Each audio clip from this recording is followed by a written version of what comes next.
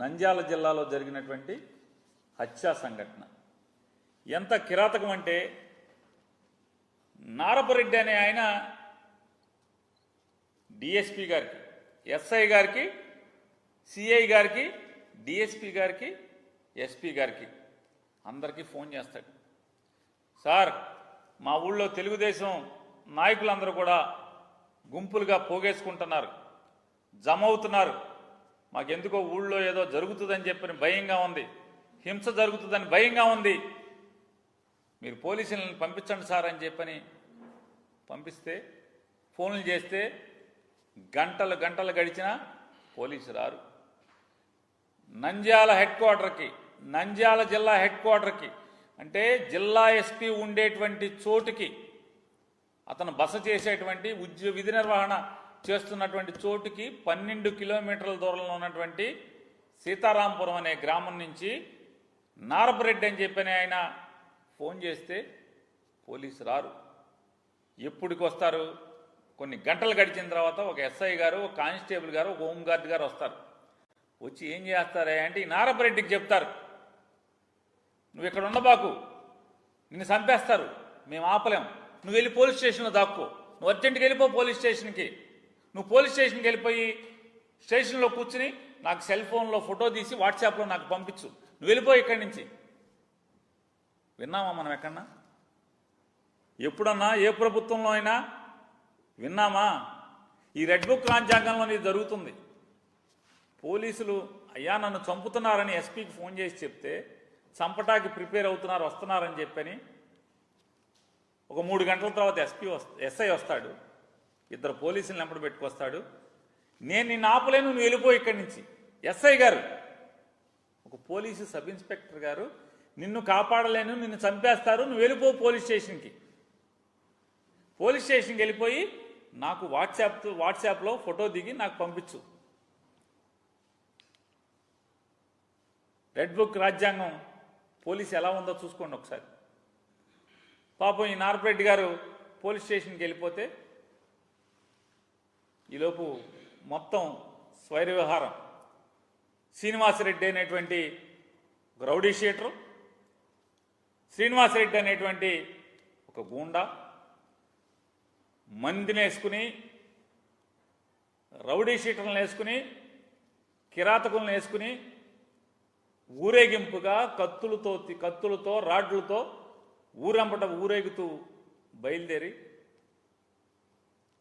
ఎవరైతే ఈ నారపరెడ్డి ఇంటికి వస్తూ దారిలో నారపరెడ్డి లేడు, పోలీస్ స్టేషన్కి ఎస్ఐ పంపించేశాడని చెప్పని కౌరు తెలుసుకుని, మనం ఎవడొకడిని చంపాలని వచ్చాం కాబట్టి నారపరెడ్డి తప్పుకుంటే ఎవడొకడిని వేసేయాలని చెప్పని సుబ్బారాయుడు అనేటువంటి ఒక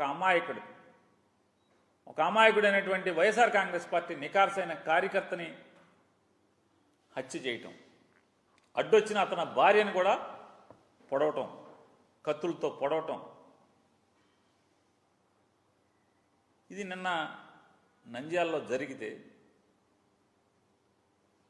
మొత్తం వాళ్ళు స్వైర విహారం చేసి హత్య చేసేసి ఆ హతుడి యొక్క భార్యను పొడిచేసి వాళ్ళందరూ కూడా తాపీగా ఊరేగుతూ ఊరు దాటితే అప్పుడు ఎస్పీ గారు మళ్ళీ 3 చిల్లరకి ఫోన్ చేస్తాడు ఈ నారపరెడ్డి అని ఆయనకి. ఎలా ఫోన్ చేశావు కదా, బతుకున్నావా అని. ఏం చేయాలి? ఈ 60 రోజులు రెడ్ బుక్ రాజ్యాంగం రాకముందు అయితే పోలీసులు ఏం చేసేవాళ్ళు? మొత్తం పరిగెత్తేవాళ్ళు, బెటాలియన్ పరిగెత్తేవాళ్ళు కదా. అయ్యా చంపేస్తారని ఫోన్ చేస్తే ఎస్ఐ దగ్గర నుంచి ఎస్పీ దాకా 3 గంటల తర్వాత ఎస్ఐ వస్తాడు. వచ్చి నేను నిన్ను కాపాడలేను, వాళ్ళు చంపేస్తారు తెలుగుదేశం వాళ్ళు. పాపం పుణ్యాత్ములాగా ఉన్నాడు ఎస్ఐ. ఈ రెడ్ బుక్ రాజ్యాంగంలో పుణ్యాత్ముడే ఎస్ఐ. నిన్ను కాపాడలేను, నువ్వు పోలీస్ స్టేషన్కి వెళ్ళి దాక్కోమని చెప్పాడు. ఆ సుబ్బారాయుడిని ఎస్ఐ ముందే కానిస్టేబుల్ని కొట్టి, ఎస్ఐని తన్ని, వాళ్ళ ముందే సుబ్బారాయుడిని అనేటువంటి ఒక అమాయకుడిని చంపేస్తే దిక్కులేనటువంటి పరిస్థితి వాళ్ళ ఆంధ్రప్రదేశ్ రాష్ట్రంలో ఉంది. వాళ్ళ ఒకసారి దానికి సాక్ష్యంగా ఒకసారి చూడండి. కాళ్ళేట నారపరెడ్డి ఆయన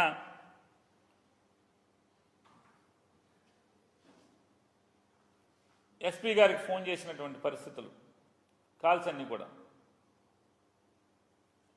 10:43 నుంచి ప్రాణాలు కాపాడుకుంటాకి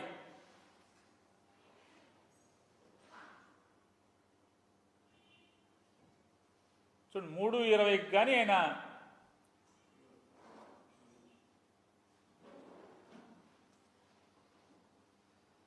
ఇది ప్రభుత్వ హత్య కాదా అని అడుగుతున్నాను.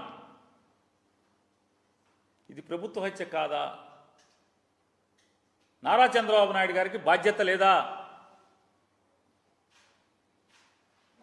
ఈ రకంగా ప్రజలు మమ్మల్ని చంపేస్తారు, వస్తున్నారు చంపటాకని చెప్పని రాత్రి 10 గంటల నుంచి పోలీసుకి ఫోన్ చేస్తుంటే 10 గంటల చిల్లర నుంచి కాదు 10 గంటల చిల్లర నుంచే మర్డర్ జరిగింది 12 చిల్లర 1 గంటకి. ఆ టైంలో 10 గంటల చిల్లర నుంచే పోలీసుల కోసం, రక్షణ కోసం ఫోన్ చేస్తుంటే వాళ్ళు ఎప్పుడో 3 గంటల తర్వాత పోలీసు వస్తారు, వాళ్ళ ముందే మర్డర్ చేస్తారు. వాళ్ళందరూ వెళ్ళిపోయిన తర్వాత ఎస్పీ గారు నిద్రలేస్తాడు. అప్పుడు ఊళ్ళోకి శవాన్ని కాపలా కాయటం కోసం ఒక 100 మంది పోలీసులు పంపిస్తారు. చూడండి విచిత్రం, రెడ్ బుక్ పరిపాలన. అయ్యా మమ్మల్ని చంపేస్తారు కాపాడండి అని చెప్పని పోలీసులకు చెప్పుకుంటే పోలీసు రారు. నంద్యాల హెడ్ క్వార్టర్కి 12 కిలోమీటర్లు పోలీసులు రాలు. కానీ మర్డర్ చేసిన ముద్దాయిలందరూ కూడా ఊరేగుతూ ఊరు దాటి బయటికి వెళ్ళిపోతే, వాళ్ళు దాక్కుంటాకి పరారైపోయి వెళ్ళిపోతే అప్పుడు శవాన్ని కాపలా కాయటం కోసం, అంటే ఒకవేళ వైఎస్ఆర్ కాంగ్రెస్ పార్టీ వాళ్ళు ఈ చంపేసినటువంటి ఆవేశంలో ఏమన్నా తిరగబడి తెలుగుదేశం వాళ్ళు ఇళ్ల మీదకి వెళ్తారని అనుకుంటా అప్పుడు వచ్చేసారు సార్ 100 మంది పోలీసులు. విచిత్రమైన పోలీసింగ్, కొత్త పోలీసింగ్. చంద్రబాబు నాయుడు గారు నీతులు చెప్తున్నారు కదా మీరు, పవన్ కళ్యాణ్ గారు, మీ పోలీసింగ్ ఇది.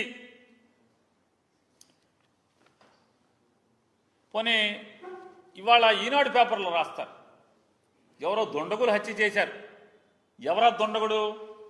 చూడండి ఆ దొండగుడు ఎవరో రాయిటాకు చేతులు కూడా రావట్లా పాపం ఈనాడు పేపర్ వాళ్ళకి.